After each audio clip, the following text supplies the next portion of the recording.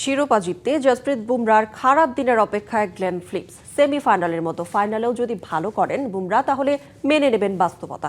কিন্তু নিজেদের সামর্থ্যের উপর ভর করে বুমরার বিপক্ষে ভালো করার আশা দেখছেন এই অলরাউন্ডার। রোববারের ফাইনালে নিউজিল্যান্ডের জন্য আপাতত মাথা ব্যথার কারণ জসপ্রীত বুমরা। এক উইকেট ৩৩ রান, এমন স্পেল অন্য যে কোনো দিন খুব বেশি আলোচনায় না আসলেও ৪৯৯ রানের সেমিফাইনাল ম্যাচে এমন ইকোনমিক্যাল বোলিংয়ের প্রশংসা করতেই হবে।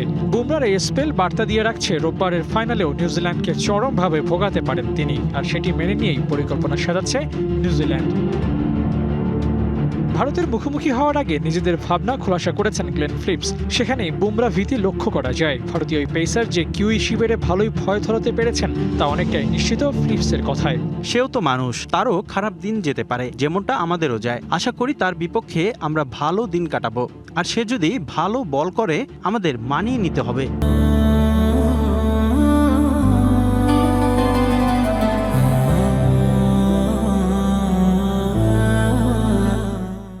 তবে আসলেই কি বুমরা নিউজিল্যান্ডের বিপক্ষে ভয়ঙ্কর হয়ে উঠতে পারেন? কি বলে পরিসংখ্যান? এখন পর্যন্ত নিউজিল্যান্ডের বিপক্ষে ১৪ ইনিংস হাত ঘুরিয়ে বুমরা শিকার করেছেন ১৯ উইকেট। রান খরচায়ও বেশ কৃপণ। ম্যাচ প্রতি ২৬.৭১ গড়ে মোট ৩৭৪ রান দিয়েছেন বুমরা। আছে এক মেইডেন ওভারও।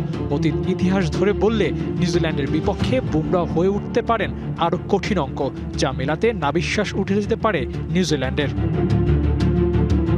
তবে চলতি বছরের শুরুর দিকে ভারত নিউজিল্যান্ডের ৫ ম্যাচের সিরিজে ৪ ম্যাচ খেলে মোটে ৪ উইকেট নিতে পেরেছিলেন জসপ্রীত বুমরা। ২ ম্যাচেই ছিলেন উইকেটলেস, সাথে অকাতরে বেরিয়েছেন রান।